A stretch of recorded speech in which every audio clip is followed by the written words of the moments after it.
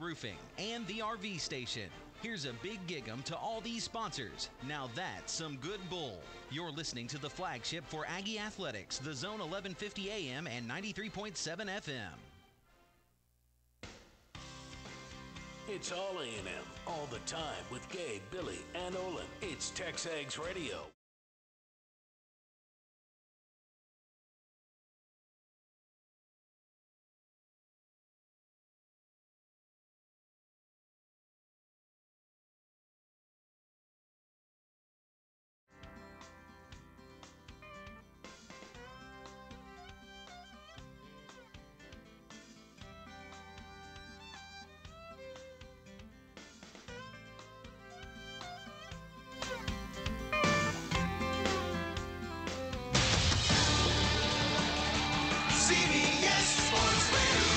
Sports Flash. I'm Rich Ackerman. This report is brought to you by Rocket Mortgage by Quicken Loans. Rocket Mortgage is with you every step of the way to provide a seamless mortgage experience. After 3 weeks of buzzer beaters, cliffhangers, jubilation, and heartbreak, the college basketball season ends tonight in Minneapolis with a pair of teams in the Final Four the first time in Virginia and Texas Tech. The Cavaliers are looking to cap their redemption story after becoming the first top seed to ever lose in the first round a year ago. They were the only one to advance to the Final Four this time around. Head coach Tony Bennett reflected back to a year ago and immediately had a plan of attack to get to this point. I said, we're going to go up there, and it's going to be one of the hardest things you're ever going to have to do, how you're feeling and what you're going to have to respond to. I said, but it's going to mark your life. And I said, and it's going to be something that we're going to try to overcome. The Red Raiders have used a suffocating defense to step out of the shadows and into the spotlight. And after beating Gonzaga and Michigan State, head coach Chris Beard said they're as deserving as anyone. No, why not us? We got good players. We got a great university. We play in arguably the best league in the country. We won the Big 12 regular season title. We're a good team. We got good players. So, yeah, I mean, I think we deserve to be here, as do a lot of other teams. You got to get fortunate, but we did. But I'm looking forward to coaching these guys on Monday night. The NBA has the night off before the season concludes. Tomorrow and Wednesday, day baseball in Chicago, the home opener for the Cubs, who host the Pirates. The White Sox will take on the Rays this afternoon. And the Panthers have named three-time Stanley Cup champ Joel Quenneville their new head coach. He's reunited with Dale Talent, for whom he worked for in Chicago. I'm Rich Ackerman. Who will be college basketball's national champion? Make sure you call in and give your opinion on CBS Sports Radio.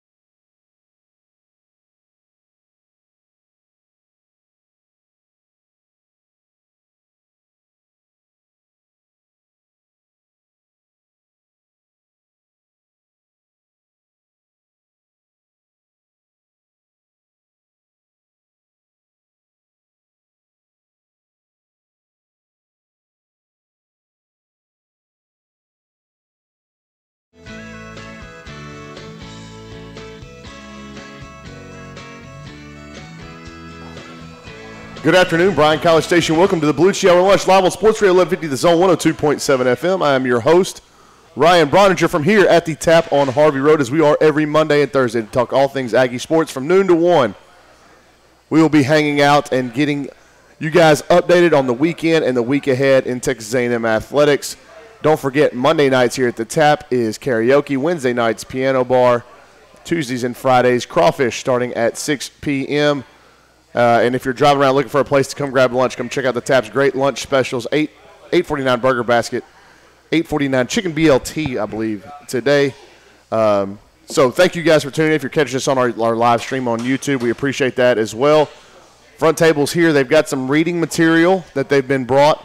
I'm sure Liucci will get a big kick out of that, see how prepared they are for this Saturday's spring game, Texas A&M maroon and white game, the second one under head coach Jimbo Fisher, and I think there's some storylines that a lot of people will be very interested in. I don't know that, the frontline guys. I think there's some offensive positions where that are up for grabs, especially on the offensive line. I think folks will be really interested to see who trots out there with this first team, at least who's impressed enough, Coach Josh Henson enough this spring to be trotted out there with that first-team offensive line. I think the backup quarterback will be a lot will be written and gleaned about that, probably too much from one performance that we've seen out of the entire spring. One guy will have a really good game, and I'm sure get himself thrust in the fans' mind to the front of the line to back up Kellen Mond next fall. But I want to get Liucci's thoughts on that, and then just whatever he's got on his mind as the Aggies enter their final week of spring. And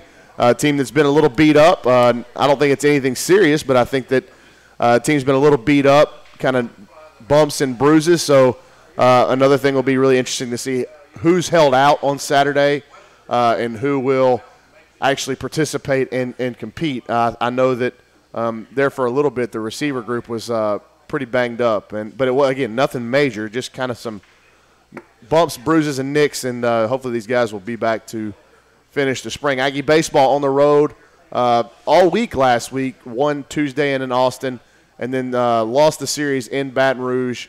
Played one game on Friday, lost a 2-1 affair, and then played two games on Saturday to avoid weather that didn't really show up until late Sunday in Baton Rouge. But split a doubleheader on Saturday. Really, to me, it felt like the only game that LSU outplayed A&M was that second game on Saturday. I thought the Aggies outplayed LSU in game 1 and 2 of the series. Game 1, you had an unfortunate kind of a double error, essentially, in right field that cost you a run.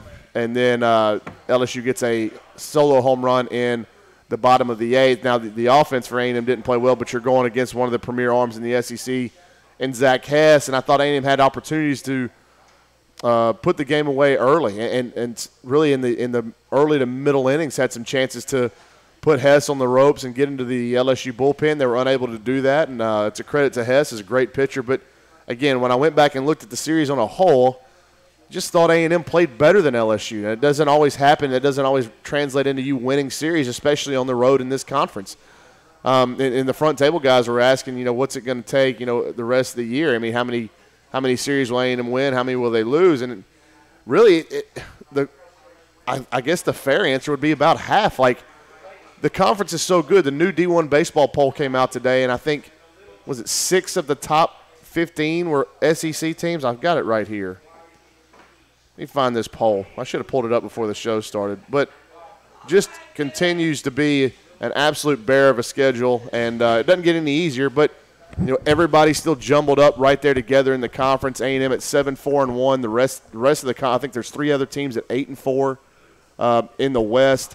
The East has got a little bit more separation, but it's just every week is going to be like it was in Baton Rouge. And there's no sin in losing that series, but when you felt like you played better than LSU did 2 of those 3 games, it would have been really a feather in the Aggies' cap, especially their postseason resume, if they would have won that series. Liucci, look what we've got.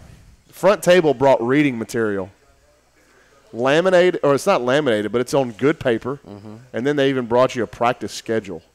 Okay, why did they bring me that? Because they need 1 week of practice left. Well, let me tell you something. The first thing they asked me about when I walked in was the deep snapper. Okay.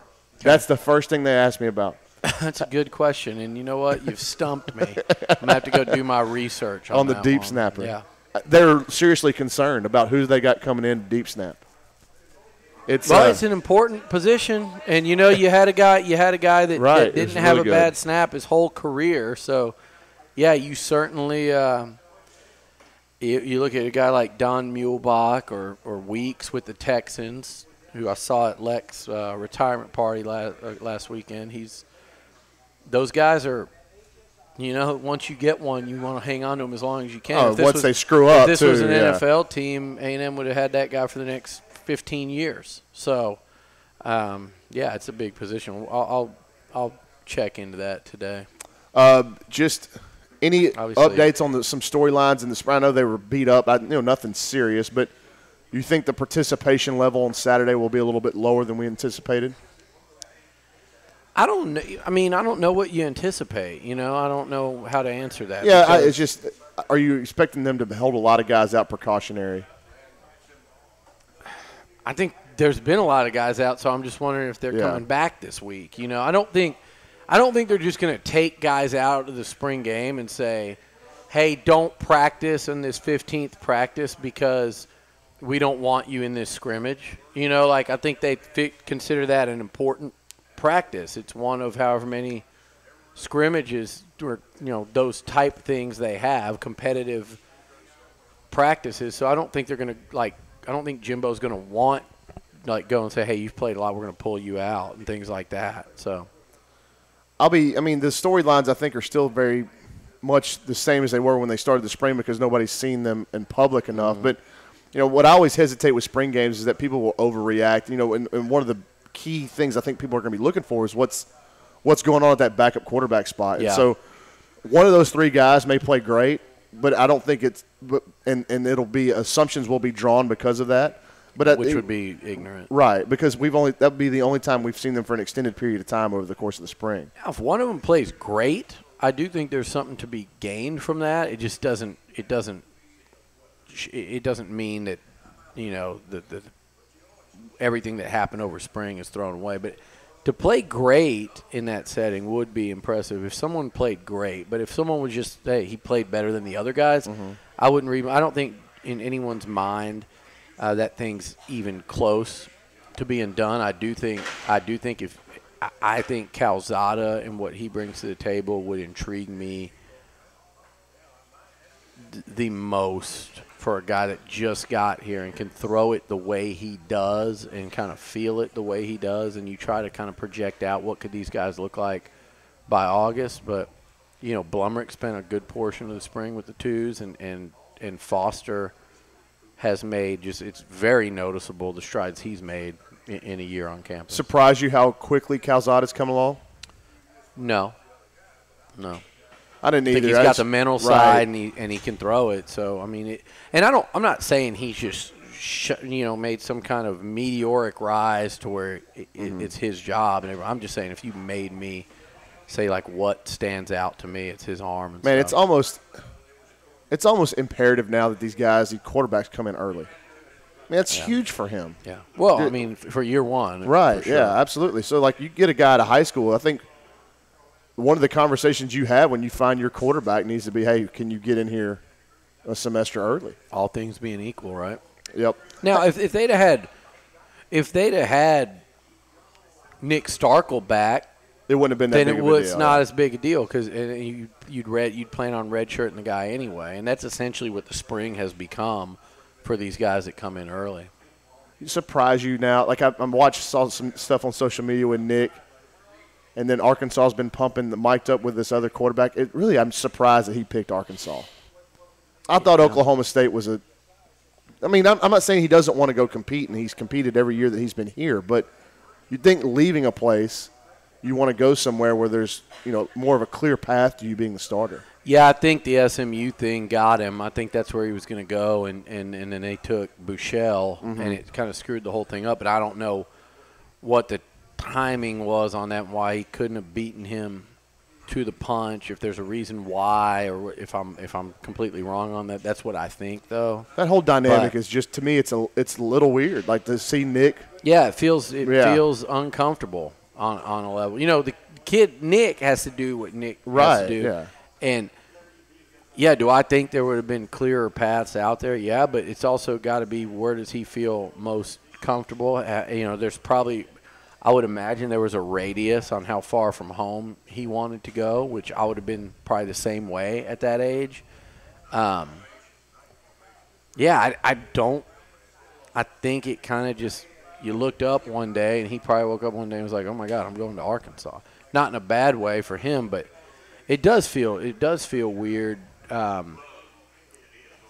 It's almost like you'd rather him not start against A&M and then take over that job and start the rest of the year and do really well. It just doesn't feel – in the hierarchy of SEC West quarterbacks that are returning, he's probably going to be one of the more talented guys, physically talented guys. I mean, you lose Stidham at Auburn. Yeah. Obviously, Tue is back. LSU returns what's his name? You lose Stidham. You lose Fitzgerald. Matt Corral takes over it. You lose Teamu. In the West, did Arkansas lose a starter? I mean, they didn't really they ran about anything. 6 quarterbacks. And so, there's actually a lot. You lost Matty Mock in the East is the big one, but really they return a lot. Matty Mock, Drew Lock. Yeah, Drew Lock. Matty Mock, Lock, whatever, same thing. But you return a bunch of quarterbacks in the league. There just aren't a whole lot that were just outstanding, and we've talked about it. And I think Kellen could be heading into the season. Most people would probably have him ranked 3rd in any kind of power ranking with a chance to move into 2. It's odd how many transfers there may be starting in the league this year. Yep. It's the nature of the quarterback position now in college football, and I'm for one am really excited just to see Kellen in the 3rd year as a starter, in the 2nd year under Jimbo. That's one thing I'll be looking for on Saturday is what is the decision-making process look like for Kellen now in year 2? And how much quicker is it? Yeah. And how much more efficient is it? Yeah. That's the big thing to me is can he, just speed up the mental clock? Because he knows the offense backwards and forwards. He really does. He knows what Jimbo expects of him, both in the offseason, in practice, in a game, snap to snap. He's got the respect of the huddle. You see him out there right now. He's just walks around more confident. He's more filled out. He's a leader out there. He knows he can get it done. You can see all that. And the thing will be when the game starts, can you eliminate the bad mistakes? And I think that's overblown with how many he had. I do think they were the mistakes of a sophomore quarterback, the mistakes of a guy that was a full-time starter for the first time in his career and was in a new system. I think those were kind of expected, with the exception of a couple like fumbles. Can he, cut those down and just be a little bit, more decisive with the football like we saw against Clemson, like we saw against LSU? But I think you saw it in some other games too where I think if you go back and look at like that Mississippi State game, you'll go, oh, he actually threw the ball pretty well. He threw the ball well against Ole Miss. Auburn was the one that was tough, but again. Yeah, but the more people you talk to about the Auburn game, Billy, at least the people I've talked to, said it wasn't just Kellen. Said the receivers had a nightmare of a game in terms of knowing where they're supposed to be, getting open, all that kind of stuff. The physicality got to the entire offense. You saw guys getting whipped on the interior. The physicality got to the entire offense in those 2 weeks of Mississippi State and Auburn. And so, that's going to shake up. That's why they couldn't run the ball with Travion against Mississippi State, so Kellen had to drop back literally 50 times against 2 first-round pass rushers, or one would have been if he didn't blow out his knee. But, the entire offense got checked in those games physically. Now, I thought they did a brilliant job with the screens and the running game against Auburn, and then McCoy got hurt. So my point about Kellen is he was far from perfect last year, but he showed a ton. And these things that we're talking about, you would expect a first-year to second-year starter make those adjustments, especially since last year was his first in the system. And I think we're seeing that out there right now. A lot more to get to on the other side of the break. You listen to Beliucci Hour Lunch live on The Zone.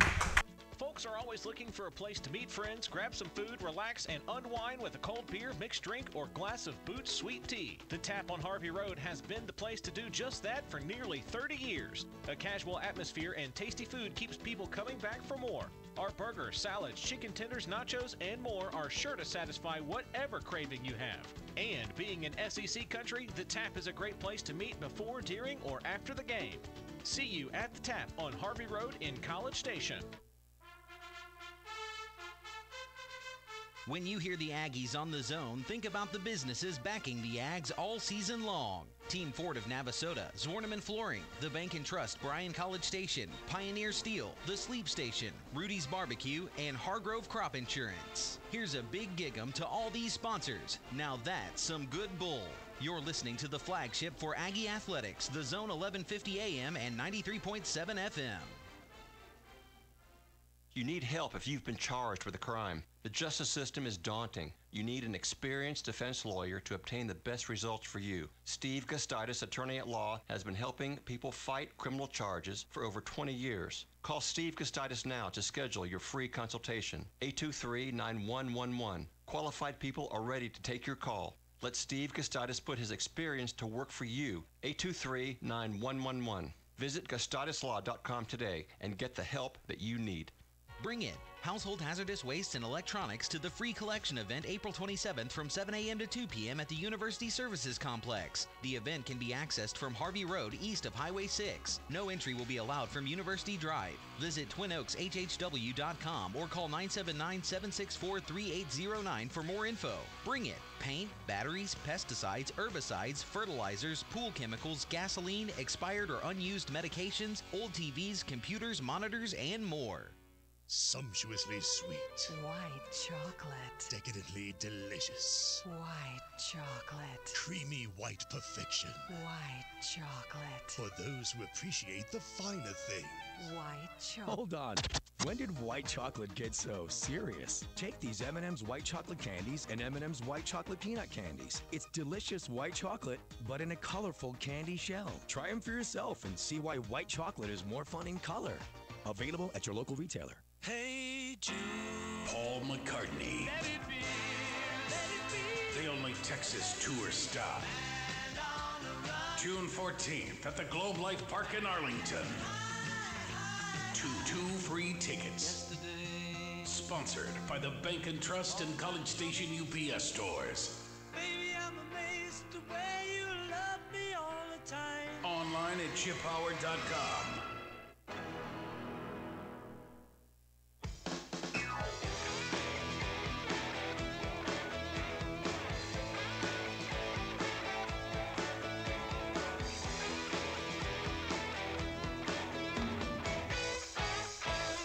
Welcome back to the Beliucci Hour Lunch live on Sports Radio 1150 The Zone, 93.7 FM. We are here at the Tap on Harvey Road. Ryan Brauninger, Billy Liucci with you for the remainder of the hour before we kick it back to Louie at 1 o'clock. Very interested in getting Liucci's take on this Texas Tech deal. Obviously, Texas Tech playing Virginia tonight for a national championship in basketball, something I don't know that I thought I'd ever say. Liucci, I want to get your take on this.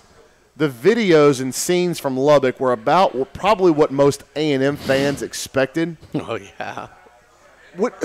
If A&M does something like this, would you think College Station would get that like that, or do you think it'd be more, less property damage? I'm sure Northgate would be a total disaster. But they might tear John might lose his bar here. They might tear the tap down. Yeah. Remember, it's a Monday night is the national title game, so everybody would be here for karaoke. Steve thinks that they'd be here to watch him sing karaoke. Yeah, Steve would be up here singing when A&M when Buzz Williams is cutting the nets down and thinking that he just nailed Leonard Skinner, the likes of which this country has never seen at karaoke. But no, I think A&M fans wouldn't be flipping cars and setting things on fire. But I mean, I was out at Chili Fest. Well, this I was too. That's a young man's game, Luke. Yeah. I just know better. I know my way around there, and I know where not to wander. Because every time I do, I'm, hey, shotgun this beer, and I feel like nah, I'm not gonna. That's not gonna be the video. I haven't been in 6 years, right? So I go out there, and one of my baseball dads is his family owns part of that land, so he always volunteers and works the gate. So I'm up there talking to him. Literally, it's like 6:30 or 7 o'clock, and I'm at the front gate, and he's working the exit. And within 10 minutes of talking to him, I bet 5 girls went out bawling, crying. Dude getting drug out by the cops with vomit all over the front of his shirt. And I said, what is this place? Oh, man. I can't do that again.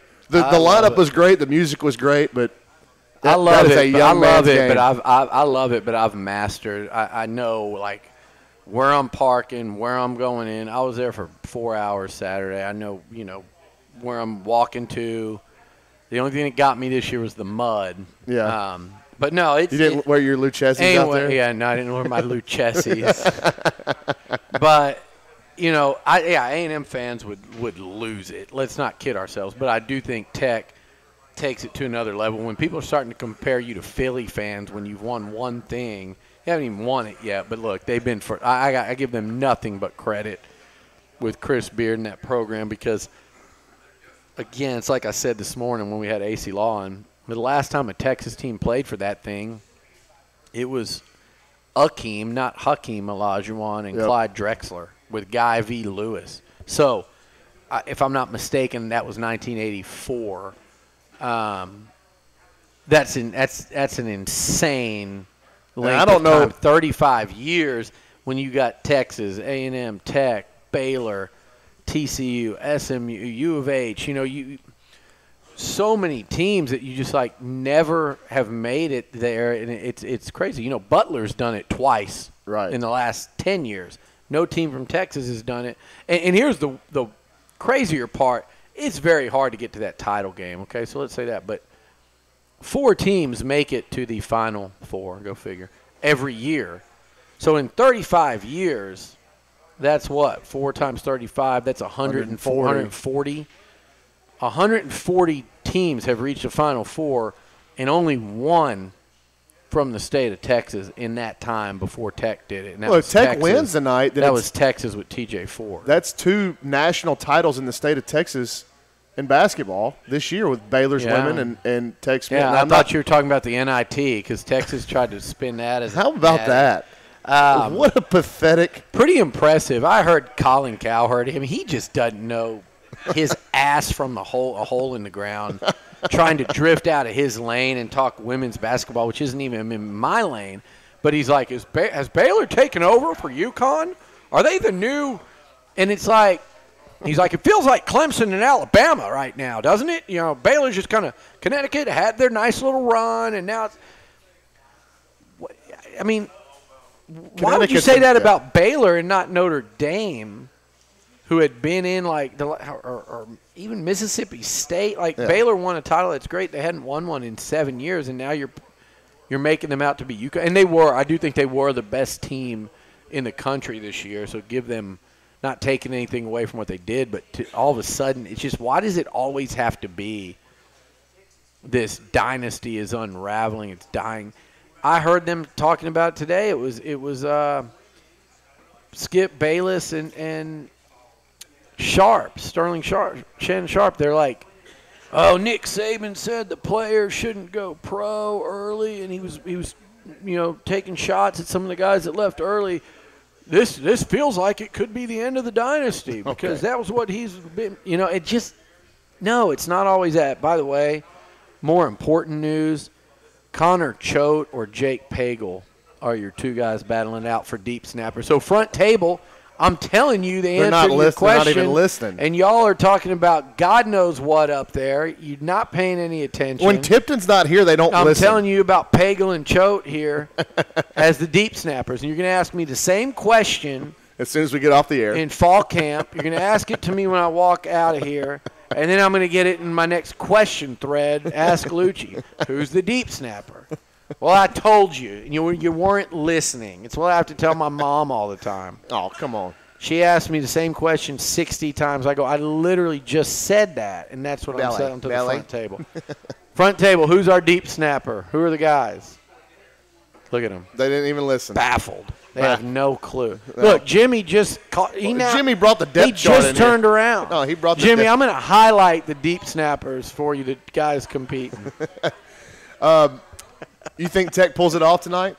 Yeah. First of all, hold on. Before we do. go to that matchup, well, where you think Auburn, Virginia, I thought it was a clear foul. I thought it was the thing is they're saying they missed the double dribble, which I didn't even know was a double dribble. I mean, I guess I would have thought he lost possession, so yeah, or whatever. But yeah, that was definitely a foul, 100%, 100 times out of 100. Right. That's a terrible missed call if you don't call it. And we were robbed against UCLA on a blatant non-call in the final second. So I totally understand needing them to get that call right, so that call they got right. They apparently missed the other one, but I don't – look, I said this morning, Bruce Pearl might have coached his last game at Auburn with all this stuff going around. And I don't know that – You think he go to Tennessee? Because I heard Rick Barnes going to – No, I think that I would just the Will Wade stuff. It just sure feels to me like it might find its way back over there to Auburn, which it's already been. They've already been a part of that. So I don't think anyone's sitting there crying for Bruce Pearl. He's not the bastion of morality in college basketball. So, nor is Auburn athletics in general. When you look at the way they do things, going back to Cam Newton, and I mean, I say going back way before that. To me, I think Texas Tech wins that game, but Virginia's a pretty amazing story too. Guys, unreal. Think about if you're a Texas A&M fan and the Aggies climbed to be a 1 seed and lost to a 16. That's the kind of stuff that you sit around. They would message you. That's the kind of stuff where you sit around and you go, as a fan or as a guy covering the team or what you go, they'll never recover from that. Aggies for all eternity will talk about the what if and the time they lost to a 16 seed and they'd never hear the end of it. And literally 1 year later, that team is playing and they've been for on the a ropes. national championship. It's been some miracles. Yep. Hell, in their first game, they were down like 14 to a 16 seed. And everybody, go back and look. Talk about freezing cold takes. Everybody will say, oh, what a disaster. And a guy that's like 65-4 his last 2 years. People that think they're credible nationally were saying, should he lose his job if they lose this game? Should he be fired at Virginia? Despite the fact that he would have been like 60-5 over 2 years in the ACC. Now, here they are. That Purdue game was incredible. The Auburn game was incredible. I forget who they beat before that, but that was a good game, too. Both of these teams can defend, man. They've been something special. So, was it the over-under at 130? If it is, I'll bet the under. 65 apiece. 65 each, my ass. On the other go side, up 5-0 in that one, and it's game blouses. Yeah. On the other side of the break, I want to get Liucci's thoughts. Had a mock draft come out. Eric McCoy in the first round.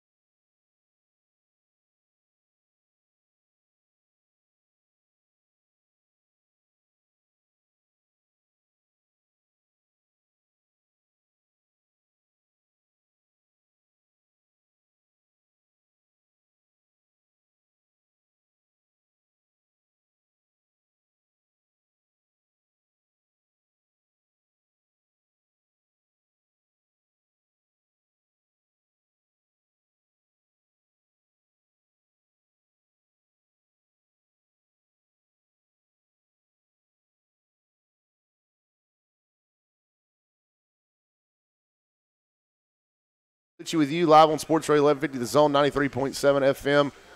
Don't forget Monday nights tonight here at the Tap Karaoke. Wednesday nights Piano Bar. Tuesdays and Fridays they've got crawfish starting at 6 p.m. Before we turn back to football, Luch, I want to get your take on Alex Caruso and the run he's had. Another double-double last night. I mean, we keep talking about it, but you have to every time. Going viral now is I think they're calling him, his nickname amongst the Laker fans is the substitute teacher. So, that's pretty good. Dude, it's cool. Like that's been really cool. Beyond cool. It's one of the most amazing stories for an A&M athlete, that you've ever seen. Really, I mean. The Mike Evans story is incredible, where he's come from, Alex Caruso, and that's just recent history. But in basketball, to make it, and I know he would probably say, well, he hadn't made it yet. He has. He's going to make – somebody's going to sign him, and if the Lakers don't, they're insane. He's going to play a long time in that league, and he's showing that he can play at a very high level if given the chance. So it's almost like, let's figure this out. To me, I'd say, get Lonzo Ball the hell out of there, and see where that deal can take you, or just every team needs a backup point guard, right? But I'd love to see him land at a place where he'd have a chance to start. He's showing his values that going he is up, a starting caliber player in the NBA, and if not, then go somewhere where he can be in a winning franchise. You take him in Houston? I'm trying to think of their situation. Chris Paul. Maybe in another year. I'd take him behind Chris Paul. Speaking of Houston, what Daniel House is doing has been, the only reason people aren't talking as much about that is because that team is so loaded. Mm-hmm. But he's been a starting player now for a while for them, and it keeps getting better and better. And it's both of them are on the highlight reel every time the Rockets or Lakers play. It's incredible. And the thing with Alex is that he's so versatile. I think he's so well-rounded as a player. He can fit into whatever offense. He can go into Houston's offense and fit that role with James Harden. He could play with LeBron. Like, he could go into whatever you need him to. I think he's a guy that a superstar player would love to play with. Yeah. Because it's not at all about him. And he feels the game so well. And he makes better. Winning basketball plays all over the court. He's always been that way, but he just keeps getting better and better and better. And I think he's a bigger, more physical dude than people want to realize. Well, I think people are the most eye-opening thing for people across the country is his athleticism. Yeah, the putback dunks and stuff. That the one the other night that went viral was. It's the athleticism, but man, he is crossing dudes up too off the dribble. Mm-hmm. I mean, he's really. I mean, he's playing again. It's just so much fun to watch him do everything. Level. Pass, his court vision's always been, otherworldly. That's why you said, I think a star player would like to play with him. He's going to find the guy. And House is just an explode. House might help lead the Rockets to the NBA Finals this year. Yeah. I mean, I don't know what the dramatic pause is. I said might. I didn't say will, but I mean, it ain't like Golden State's is. I still think they're the team that'll go. They're the most vulnerable they've been through this whole run. It's going to be. Wouldn't that be crazy if it was the Rockets, Bucks in the finals, and you had House and Middleton? That'd be cool. 20% of your starting lineup in the NBA final are Aggies. It's not a crazy thing. Stay on the hardwood. You know anything about Buzz's assistants? Got a question about that? No, not yet. That's not. I mean, you heard him talk about it on our show and in the presser. He's going to be very, very deliberate there and take his time. And the way these things go is those guys will probably be working and out recruiting before we hear about them, and then when we hear about them, then it'll be before they're even announced. I mean, there's just the way that thing goes is, you don't just sit there and let time go by without having things kind of done. Did see where it looks like Darby Rich will not be retained, but bringing his guy. I mean, that's there's typical. There's two ways to do it. Darby's tremendous. Mm-hmm. Darby's as good as there is in the country. And I think Buzz, obviously knows that. But you do things two ways, and if he's got a guy that he believes in and thinks is, does things exactly how, knows his system, knows how he wants them done, knows what he wants done, and you bring him, and Darby will land somewhere like overnight, I would imagine. I do think has a contract here. Mm-hmm. I think he was the highest paid in the SEC, so maybe land somewhere next year if he wanted to tomorrow he could. So. Sure. But you heard Buzz talk about it too, where he said it's been his experience when you go those places, you just flip the whole thing upside down, and when you hear a coach say something like that, there's not going to be very much retention. Well, the number one thing, even with a guy as popular as Darby. One thing that you even like doing the coaching that I do, whenever you take over a new group or a new team or program, you make it your own in every way possible as soon as you can, and I think that's what Buzz is going to try to do. Hey, rapidly approaching the NFL draft, and Dane Burglar of NFL, is it NFL.com? Yep. And just did a whole all 7-round draft. But the most interesting thing from an A&M perspective was that Eric McCoy in the first round of the Baltimore Ravens. I've been reading his stuff on Eric as the draft, and like every time he writes about Eric, it's like he's getting more and more impressed and more sold. He's seeing what A&M fans saw for 3 years. Yeah, and people are really starting to dig in now. I got 2 calls this morning about A&M players from NFL guys, and by guys I mean at the coaching level, and they're all meeting every day and really starting to do that deeper dive into these players. Okay, we see the tape, we see the stats. We saw their pro day. We worked them out. Now we're starting to figure out everything about these kids, everything, and also, do we want to invest that kind of money or that kind of precious pick on them? And that goes for A&M guys and it goes for everywhere. But they're in those stages now. So when you hear things like what Dane said and where McCoy's stock is. You clearly know that in the inner circles and on the inside of people talking, even as that process goes on, they're finding out more and more and more that they like about him. Are you able to disclose any of those guys that you got calls about? No, or I would have when I talked about it. Okay. Reporter Joe. No, I just didn't know if they – I mean, you didn't have to get into specifics, just guys that the scouts were interested in. Oh, interested in. I mean, to be honest with you, Ryan, I fielded calls on all but like 3 of the guys that were like draftable type guys, but like all those guys at the top, those top 5 or so. You still think Dono gets picked? I don't know. I think he's close. I think he's close. I think he hasn't helped himself since, probably because he's been, he had that groin injury or whatever. But again, that's just they're going to say, man, he's hurt a lot, and that just kind of adds to it, I don't think his stock has gone up during this process. So that's not if optimal. If McCoy goes first among Aggies, who goes second? See, between Travion and Jace, huh? Kiki too. Oh yeah. I'll go out on a limb and say I'm not out on a limb. I'll go Jace on that one. I think there's going to be a lot of guys that go in the 3rd and 4th rounds for A&M, like a handful of them. When we come back, we will close the show with your questions from here at the Tap. You listen to Beliucci Hour Lunch live on the Zone.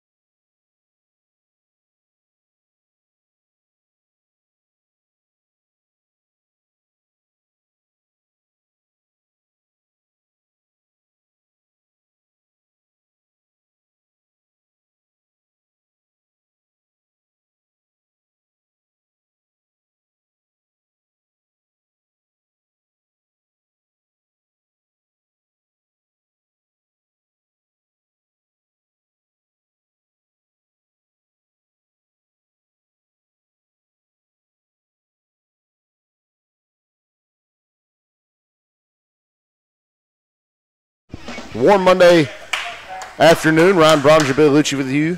Tap on Harvey Road. Got some questions from the audience rip here. Through them. Do you see Buzz? Let's go. Come on, number 7, let's go. 7, let's go. Hey, a swing. That was Gabe coaching first base the other day. Go ahead with the questions. I'll let you lay into Gabe tomorrow. Are you on with him tomorrow? Wednesday. Okay. I need to work with you on how to at least pose like you've been to a baseball game before and how to act. Yeah. Because what you just did. That was imitating Gabe, mister. I'm sorry, Johnny Bench. Who are you? Bob Euchre? Johnny Bench. Mr. Baseball? I like that. I like Johnny Bench. That was my JUCO coach's favorite player was Johnny Bench. He had a real high-pitched voice. I'm old enough to remember Johnny Bench as a player, barely. Like, my first baseball memories. There's been a lot of comparisons to current players. Who, to me and Darryl Strawberry? No, I was actually talking about Mike Trout and Mickey Mantle.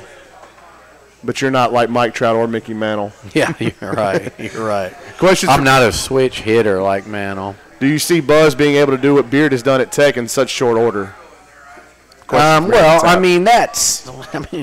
So you're saying, do I think he'll have A&M playing for a national title in, year 3? Was it Final Four? Elite 8 last year? An Elite 8 in year 2. I think it's probably another extra year there. But, yeah, do I think Buzz Williams will take a non-basketball school and turn it into a program that competes for conference championships multiple years in a row and can make deep tournament runs and make more than one of them and do so sometimes in back-to-back years? Yeah, I do. Do I think that he'll have A&M playing for a national title one day? It's possible. If you'd asked me that, before Billy Clyde got here, I would have laughed at you if you'd asked me that. Again, I go back to, even with all their flaws and all that, if A&M, if you had a system where you could have just reined those guys in a little more, and Hogue and Davis and Gilder, that was injury related, health related. But if they could have been held all on the team this year, and you go get the dude at Purdue, Carson Edwards, out of Atascocita, does that team, plus the other parts that are already here, does that team not look like one that could have made a very deep run there? So you look at South Carolina, you look at Tennessee this year playing at number 1 a lot of the year. You look at Auburn, you look at Tech, you look at who's the other one I'm thinking of that was deep in there. But, these teams are proving time and time again. Florida State playing within a game of – and then there's the mid-majors, VCU, Loyola Chicago, George Mason, Wichita State, Butler. So, yeah, this is a tournament that's set up where it can be done. But the real question you're asking, because to make that run, it's the timing, it's the way the bracket goes. There are always a lot of teams that can get there. It's hard to do it. It's one of the hardest things in sports. But you're asking, can Buzz Williams turn A&M into a team that year in and year out is capable of making a deep tournament run out of the round of 16? And I do think he's going to build them into that. Yes. Final question. Surprised to see R.J. Mickens come off the board. Will we continue to pursue, or are they moving on? Let me say about R.J. Mickens real quick, because I saw people, and you've got the smart Alex that think they know everything and think that they know. They're like, trust me, guys. A&M wanted him. This is just spin. I don't know that A&M with a hard push would have gotten R.J. Mickens. Look, he's going to Clemson. They're as hot as any team in the game right now. The head coach, the recruiting machine they've got going over there. So to assume that A&M would have got him, I think would have been a stretch. I think the Aggies would have had to battle from behind and beat Clemson to get him. But I also think that they just had some other guys higher on the board, and that is not sour grapes, because I like RJ a lot. I like him a lot. And if he didn't go to Clemson, he would have ended up at like OU or somewhere else that was in the playoff last year. OU ended up having, he was one of the more middle of the road, not middle of the road, but he's better than that. What I'm saying in terms of the opinions cleaner. On it. Yeah, he's like Polarizing. A lot of people are really high on him. But A&M liked him and recruited him and offered him, but there were guys rated higher. It's just like say, Jalen Kimber right now. Okay, Texas A&M could have committed him after the Super Bowl weekend, and they didn't. And he's got offers from the whole country, but he's just not quite what they were looking for. And, again, going back to Ray Mickens, I think he's going to be a hell of a player at Clemson. I really do. And I also think that I can understand if you were looking for something different. And I also think had they been saying that's a guy we really want, I do think he would have been a very difficult get, just like Sam Adams' son is going to be a difficult get just because of how heavily he's recruited. Now, that's one that they are going all in and going all out for. Last thing before I let you go, real quick, about 30 seconds. One recruit in the state you would love to see A&M get committed. Just one guy. Like soon, like in the next month or two, before summer? Because we're unveiling our new top 100 today, and there were some guys. In-state? Yep. I mean, Zach Evans is the guy, but, I mean, if you're saying that I think I'd love to see them get, let's say, before camp season,